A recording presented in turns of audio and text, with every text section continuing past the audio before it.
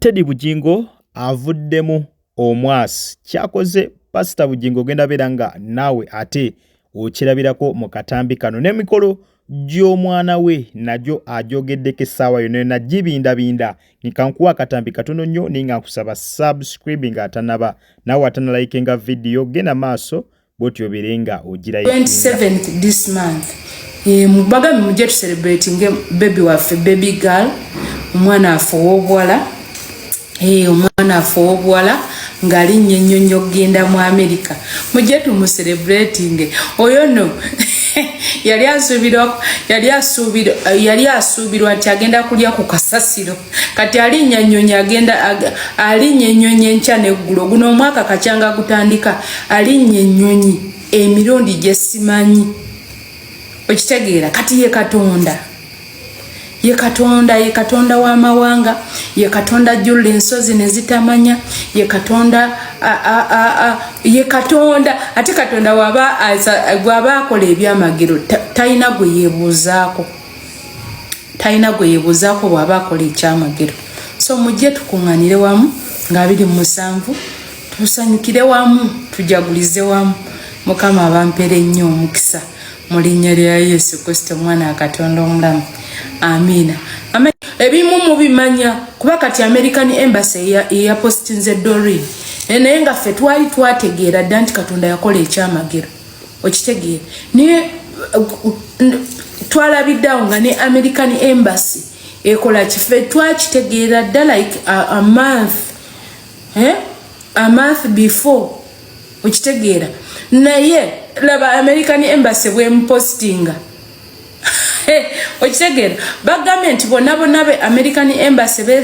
bepostinga babacelebratinga nga bebacelebrate nga bwe mubacelebratinga nga bwe mwacelebratinze Doreen kisa kya Katonda tebagenda kusoma batuule butuuzi bagenda kusoma bafune emirimu ate emirimu gye bagenda okufuna gigenda kuba gy'amaanyi bagenda kusoma bagenda kuwasa bagenda kufumbirwa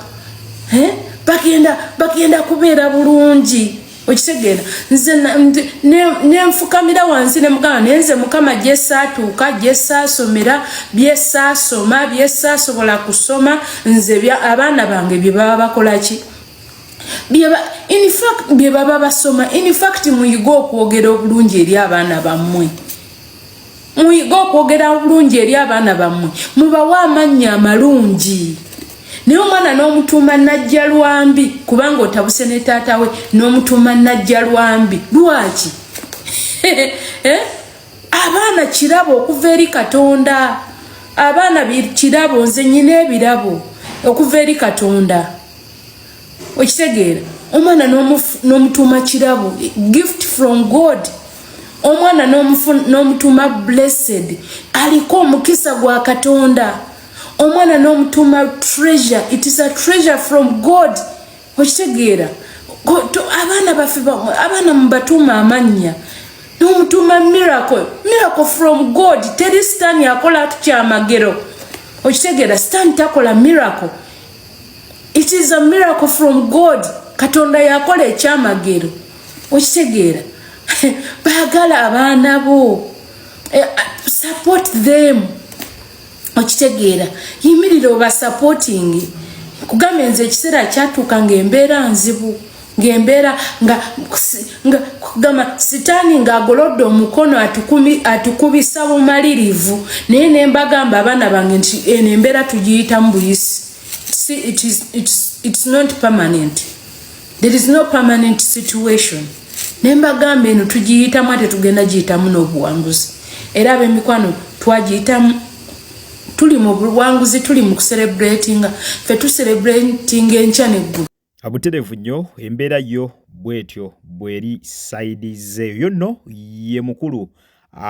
Teddy Bugingo kansubire mu bigambo bye osobodde okubeera nga ate mwanatu omwewulirirako ono nno musanyufu nnyo ak'ensusu oluvannyuma lwa muwala we okugwa mu bintu muwala we yafuna sponsorship era agenda beera nga agenda mu America asobole okubeera nga ate mwanatu yeeyongerayo n'emisomo ate nga bw'amala okusoma ategeezezza n'omulimu agenda kubeera nga agufuna bulambalamba. Mbeera bw'etyo yakucelebrating era abayise ku lunaku olwo mugende mubeere nga mwanattu ate mumwegattako mu kubeera ng'ono acelebratinga ne muwala we olw'obuwanguzi obwo ate mwanattu bwe baatuukako ayina ne watuuse nakaatiriza n'agamba nti baali balowooza nti abaana be bagenda kulya kasasiro, abaana be ke babasuddewo bagenda kubeera mu mbeera mbi ddala, wabula Katonda n'aswaza abalabe bonna abaali balowooza nti omukulu ke yabasuulawo, omukulu ke yabalekawo, n'abamu n'abagoba ne ku mirimu gye baaliko, kuba tukimanyi omuwala yali akola ku Salt Media naye n'agenda maaso n'agobebwa nga bamanyi nti bano banaalya kasasiro. Teddy Bugingo agambye Katonda abo bonna yabaswaza dda.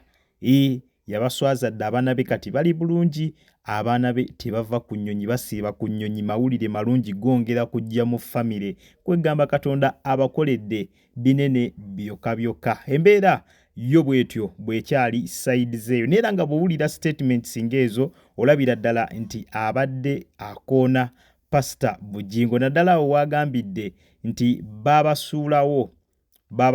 nga bamanyi bagenda kulya kasasiro, bamanyi bagenda kubonaabona, naye essaawa eno mawulire malungi gokka ge gajja mu nnyumba. Abaana be abasinga bonna basomye, bamazeeko emisomo. Kwegamba olabira ddala nga ensonga eyo erimu Katonda. So abadde abayita mugende bwe mutyo mbeereyo nga bajaguza olw'obuwanguzi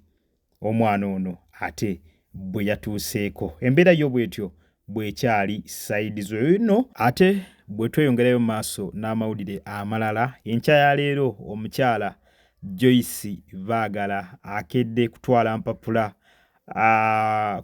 ku kitebe ekikulu ekya National Unity Platform, ekitegeeza nti akomawo ate ng'ayagala kukomerawo ku kaadi eya NUP addeyo mu Parliament akiikirire abantu ba Mityana nga Woman MP w'Emityana. Embeera y'obwetyo bwebadde nga bwe mmanyi ku kitebe buli omu bamwaniriza era bwe batyo bamwaniriza, naye abalala ku social media bali mu kubeera nga bamutenda nga bagamba omukulu ono ekyamazima kyo yeekaza ate yeekaliza ddala. Okusinziira ku byonna ebyaliwo emabega byonna bye mumanyi, omukulu okubanga tafunyeemu na nsonyi n'ayimuka bukolokolo n'agenda ku kitebe ng'ayagala akomerewo ku kaadi, ekyamazima kyo abantu bagambye omukyalo ono yeekaza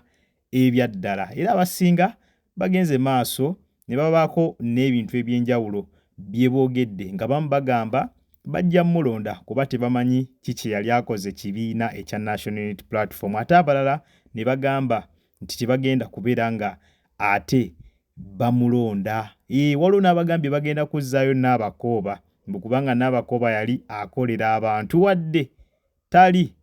mu kibiina bo kye baagala oba kye bandyagadde kulonda, naye at least ye yakolera ku bantu. Era bwe batyo ne bategeeza nti okuzzaayo omukyalo ono at least bazzaayo lumu Nabakooba. Embeera yo bwetyo bwebadde side zeeyo. Gwe ng'omulabi genda mu comment section obeere nga ompa endowooza yo. Olowooza baagala ono